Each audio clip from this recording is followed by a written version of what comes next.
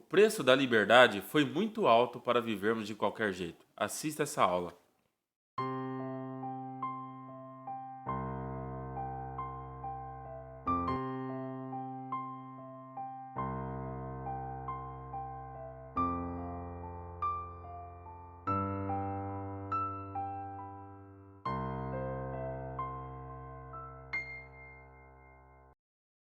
A paz do Senhor, hoje nós vamos estudar, fazer uma pré-aula da lição 5 dos jovens do primeiro trimestre de 2023.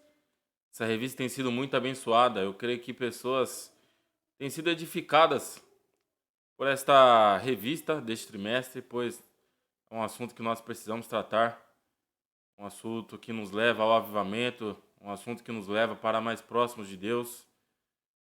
Nós estamos falando sobre santidade, né? E nós precisamos rever alguns aspectos da nossa vida quando nós falamos desse tema. E hoje nós vamos falar sobre libertos para viver em santidade, né? Nós sabemos que alguém pagou um preço muito caro para que nós venhamos viver de qualquer jeito, né? Jesus pagou um preço muito caro, não foi com ouro, não foi com prata, não foi com dinheiro, nenhum recurso terreno Jesus usou para nos comprar, mas foi com a sua própria vida, com seu sangue derramado na cruz, que ele nos comprou, tá certo? Para que nós possamos viver em santidade. E esse é o tema, né? Libertos para viver em santidade. Esse é o tema da lição 5, a lição que nós vamos fazer a pré-aula de hoje. E aí você, na hora de começar a sua lição, na sua EBD, você comente com os jovens o que eles sabem desse tema santidade, o que eles podem dizer a respeito da santidade, o que eles entendem por santidade, né? Talvez você tenha feito isso em algumas lições anteriores, mas pergunte de novo para ver se esse tema tenha fixado na mente deles. E isso é muito importante, eles precisam tirar lições disso, né? Trazer para a vida experiências, né, sobre santidade. O textuário se encontra em 1 Tessalonicenses, capítulo 4, no verso 7, tá? Apesar de o textuário ser no livro de 1 Tessalonicenses, não é o livro a ser estudado aqui, tá bom? Mas é só um versículo base para o tema que nós iremos estudar. Diz assim o textuário: porque não nos chamou Deus para a imundícia, mas para a santificação. Porque não nos chamou Deus para a imundícia, mas para a santificação.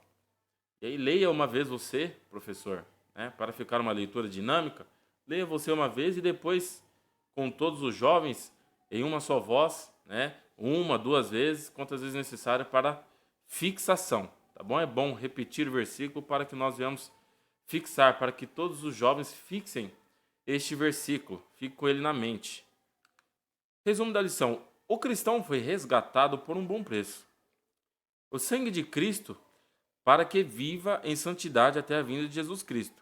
O cristão foi resgatado por um bom preço, o sangue de Cristo, para que viva em santidade até a vinda de Cristo. É um preço muito alto, é um preço muito alto. Tá certo? Paulo vai dizer que possa ser que alguém morra por alguém bom, né? Possa ser que alguém morra por alguém bom, mas por alguém mau.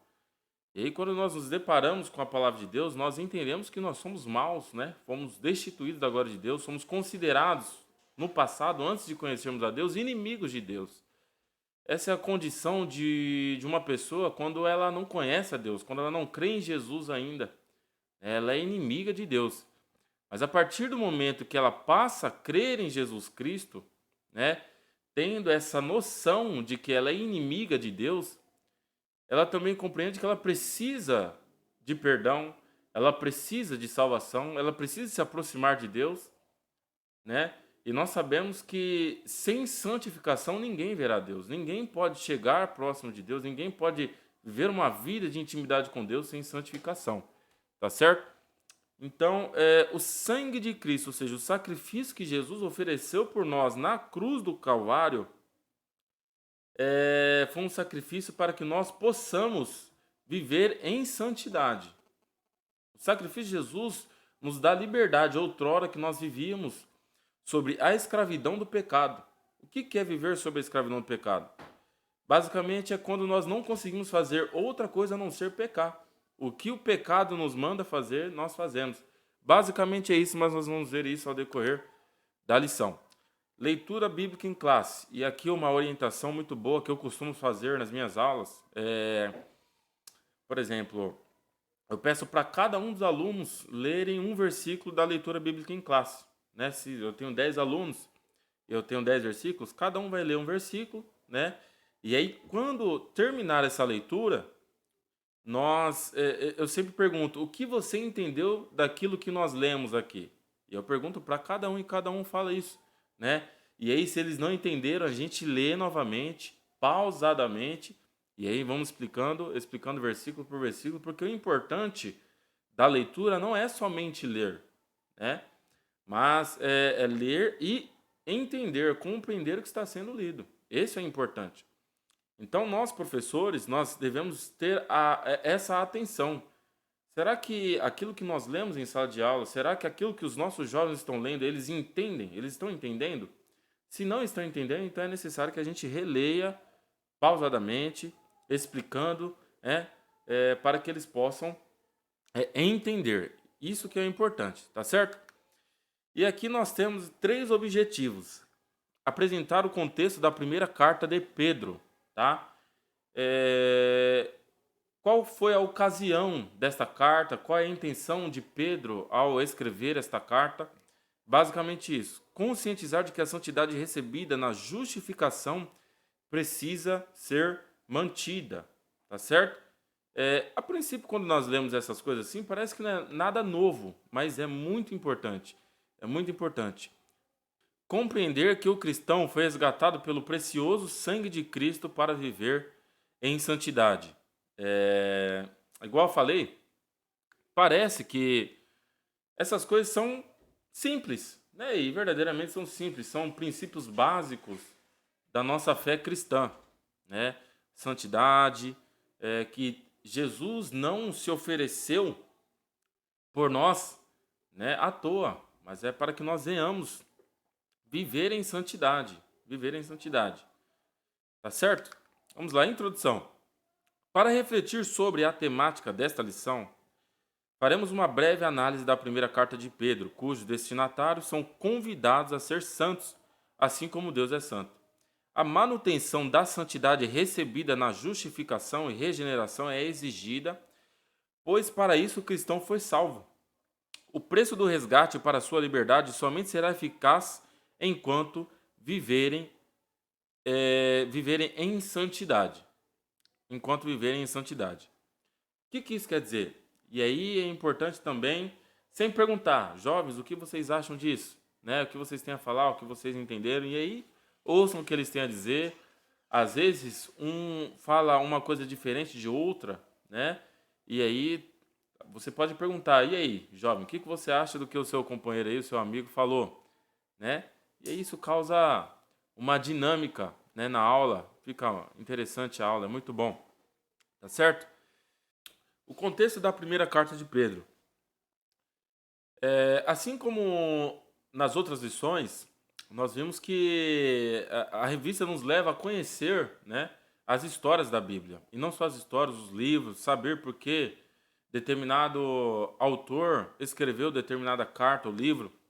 E isso é muito importante. Né? Nas revistas, melhor dizendo, nós temos essa viagem pela palavra de Deus. Por quê? Porque nós precisamos conhecer mais a Bíblia. Né? Nós falamos na lição 2 sobre Davi, na 3 sobre Salomão, na 4 sobre Josias e Ezequias, também sobre avivamento nos tempos de Josias, do rei Josias. Né? E agora nós estamos na primeira carta de Pedro. Então, faça um desafio com seus jovens para eles lerem este livro, tá? Esta carta. É muito importante nós sabermos disso.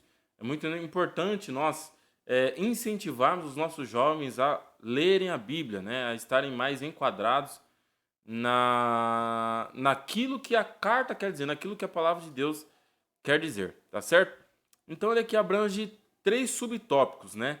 Esse primeiro tópico, o contexto da primeira carta de Pedro, ele abrange 3 subtópicos, que o primeiro é os destinatários da primeira carta. Para quem que Pedro escreveu esta carta? Pedro escreveu essa carta para estrangeiros, tá? Estrangeiros espalhados pelo mundo. Vamos abranger assim de forma geral. Estrangeiros que muitos deles tinham dupla cidadania. Eles eram judeus e tinham pais, um pai ou a mãe de outra cidadania, ou os pais eram judeus, ou eles nasceram em outra nação, né? E Paulo escreve para eles, e esses estrangeiros, eles sofriam muitas perseguições, né? Pelos romanos, pelos próprios judeus, pelas pessoas que viviam com eles, e isso está tudo enquadrado nos subtópicos. Tudo isso que eu estou falando aqui está nestes subtópicos, tá? É que eu estou resumindo, para nós ganharmos tempo, como é uma pré-aula, você vai ler aí com os jovens na classe, né? De forma mais abrangente, de forma mais clara, tá certo? Mas aqui nós vamos resumir para não ficar muito estendido esse vídeo. Então, esses estrangeiros eles sofriam várias perseguições. E por conta dessas perseguições, eles sofriam.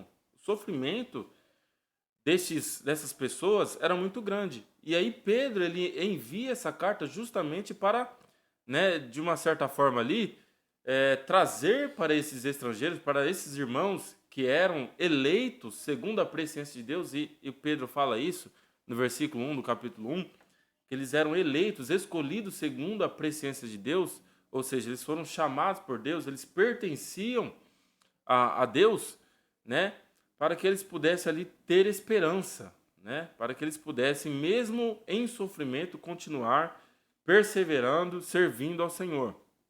Tá certo? E aí você pode aplicar isso na vida dos jovens, que não importa o sofrimento, mas enquanto nós estamos aqui sofrendo, nós sabemos que esse sofrimento um dia passará, porque Deus ele pagou um preço, esse preço foi caríssimo, Jesus Cristo morreu por nós, e que por mais que nós tenhamos em sofrimento, né, o que nós esperamos é muito maior do que o nosso sofrimento, tá certo? Então você pode aplicar isso na vida dos jovens e edificá-los com essa mensagem. Tópico 2. A santificação recebida na justificação deve ser mantida. Algumas coisas que uma pessoa recebe quando ela passa a crer em Jesus, né? Ela recebe a regeneração, ela recebe a justificação, ela recebe a santificação e ela também recebe a adoção. E algumas outras coisas mais, a pessoa passa por um processo, né, na salvação dela. Ela precisa se arrepender, ela precisa receber a fé, que é por intermédio da palavra de Deus, tá certo? Então, há um processo de salvação na vida de uma pessoa. E quando essa pessoa passa a crer mediante o conhecimento da palavra de Deus, né? E aí nós vimos nas lições anteriores, principalmente na lição 4, que não há como uma pessoa se arrepender sem antes se deparar com a palavra de Deus, porque a palavra de Deus vai apontar na vida daquela pessoa quem ela é, o pecador que ela é, e que ela precisa se converter, ela precisa se arrepender diante de Deus. Então, isso é muito importante, porque tudo começa pela palavra de Deus. A fé vem pelo ouvir e o ouvir a palavra de Deus. Não há como uma pessoa crer em Jesus, não há como uma pessoa ser justificada, santificada, não há como uma pessoa ser regenerada sem antes se deparar com a palavra de Deus. É por isso que mais do que nunca nós precisamos estudar a palavra de Deus, juntar os nossos jovens, os nossos adolescentes, as nossas crianças e aprender sobre a palavra de Deus. Mais do que nunca nós precisamos disso. E aí, mais uma vez, eu gostaria de citar aqui que algumas revistas atrás nós falamos sobre a relativização, né? A relativização da palavra de Deus. Porque é muito mais fácil hoje, com os pecados da humanidade, a gente relativizar as coisas do que a gente se arrepender, né? Igual fez Davi. Davi deu um jeitinho ali no pecado, né? ao invés de se arrepender e confessar. Depois ele fez isso, mas primeiro ele tentou dar um jeitinho no pecado. E esse é o jeito incorreto de receber o perdão. Tá certo? Então a santificação recebida na justificação deve ser mantida. Aí você pode explicar para os jovens que eles recebem, quando eles passam a crer em Jesus, a santificação, a justificação, a regeneração e ainda a adoção. Tá certo? Só que a santificação, quando nós cremos em Jesus, nós recebemos todas essas coisas de forma imediata. A santificação nós recebemos ela de forma instantânea, de forma progressiva e ainda de forma contínua. De forma instantânea, porque a partir do momento que nós cremos em Jesus, os pecados que haviam em nós, eles são perdoados. Eles são perdoados. E aí também nós somos justificados. A santificação acontece no nosso interior, acontece em nós, no nosso coração, na nossa mente. Agora, a justificação, ela acontece no céu. É no tribunal do céu que nós somos considerados justos mediante o sacrifício de Jesus, mediante a fé em Jesus Cristo. E aí nós vamos para aquele versículo que diz assim: justificados, pois, pela fé, temos paz com Deus. Quando nós cremos em Jesus Cristo, nós somos justificados. E aí nós não somos justificados no tribunal terreno, mas no tribunal celestial. E isso é uma coisa maravilhosa. Tá certo? E a santificação? Nós temos o nosso pecado perdoado, né? Nós temos o nosso pecado perdoado e a partir desse momento, a justificação ela é progressiva e contínua. Por que progressiva? Porque nós devemos crescer em santificação, sempre melhorar, sempre evoluir, a partir do momento que nós somos filhos de Deus, a partir do momento que nós passamos a servir a Jesus, a partir do momento que Deus nos libertou, que Jesus nos libertou, né, nós devemos melhorar constantemente e continuamente. Né? Talvez, sei lá, alguém pense que, e há quem pense assim, né? Que a santificação é uma vez, que a justificação é uma vez, e aí não importa o que eu faça depois. Eu recebi, tá tudo certo, eu posso, né, desandar os meus caminhos aí e fazer qualquer coisa que mesmo assim eu vou continuar salvo. Nós não cremos assim, tá certo? Mas nós cremos que a santificação ela é contínua, nós devemos buscar, a santificação também é progressiva, nós devemos melhorar. Ok? E a regeneração, você pode aqui também abranger a questão da regeneração, que o Espírito Santo é quem opera a regeneração. Aliás, tudo isso é o Espírito Santo quem faz, tá certo? A regeneração é uma mudança completa na vida da pessoa. E eu gosto de usar o exemplo do endemoniado de Gadara, né?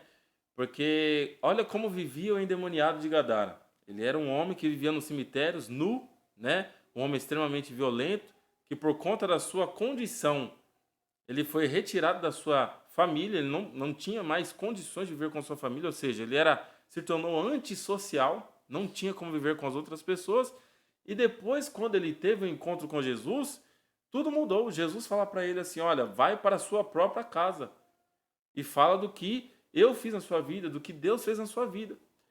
Então a regeneração, e aí também nós podemos trazer aqui à memória o versículo que Paulo fala, que as coisas velhas se passarem, eis que tudo se fez novo. Se alguém está em Cristo, nova criatura esse é o agir regenerador do Espírito Santo, ou seja, ele muda totalmente a vida de uma pessoa. Aquilo que ela era, já não é mais por causa deste ato soberano do Espírito Santo. Tá certo? A santidade que traz esperança. Nós somos santos porque a santidade que nós temos aqui hoje nos leva para uma santidade plena, que aí nós conhecemos como glorificação, né? No céu, uma vida eterna de santidade, onde nós não teremos mais que lutar contra o pecado. E aí, uma coisa que eu sempre, quando nós falamos de santificação na nossa escola dominical, eu sempre gosto de perguntar como explicar a santificação se nós pecamos.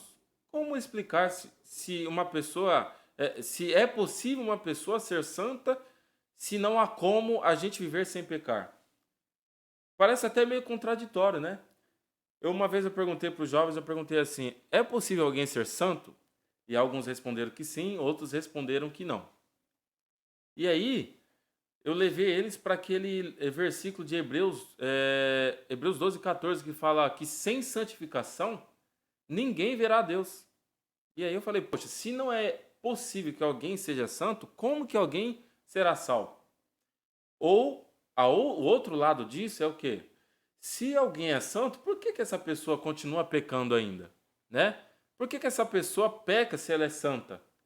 Então essas coisas a gente precisa perguntar para nós sermos edificados, para nós compreendermos o que realmente é santificação. A gente precisa entender, né? A gente precisa trazer para a nossa vida exemplos para que a gente compreenda, para que a nossa mente compreenda o que realmente é santidade. E por que nós devemos ser santos? A orientação de Pedro para esses estrangeiros é que, da mesma forma que Deus é santo, nós devemos também ser santos. Deus nos orienta, a palavra de Deus nos orienta a isso, porque nós não devemos ser diferentes do nosso Deus, né? A Bíblia fala que a maior revelação que nós temos de Deus é o próprio Senhor Jesus Cristo. É a maior revelação. Depois de Jesus Cristo não há outra revelação. Ele é a perfeita revelação. Ele é a plena revelação de Deus. E Jesus Cristo é o nosso exemplo maior de vida. Nosso exemplo maior de vida. Paulo fala assim: sede meus imitadores, assim como eu sou de Cristo, né? Então, da mesma forma que Jesus Cristo viveu em santidade, ele foi tentado e muito. Talvez ninguém tenha sido tentado da forma que Jesus Cristo foi tentado, pelo próprio diabo, de forma sobrenatural, né? Mas ele, mesmo sendo tentado, ele não foi achado em falta, né? Ele não foi achado em falta, não pecou. Ele é o Cordeiro imaculado. Ele é o Cordeiro imaculado. Ele morreu sem manchas, né? Porque se Jesus Cristo ele tivesse pecado, Jesus Cristo Jesus morreria pelo pecado dele e não pelo nosso. Mas como ele morreu sem pecado, ele morreu pelos nossos pecados, pois nós temos pecados. Tá certo?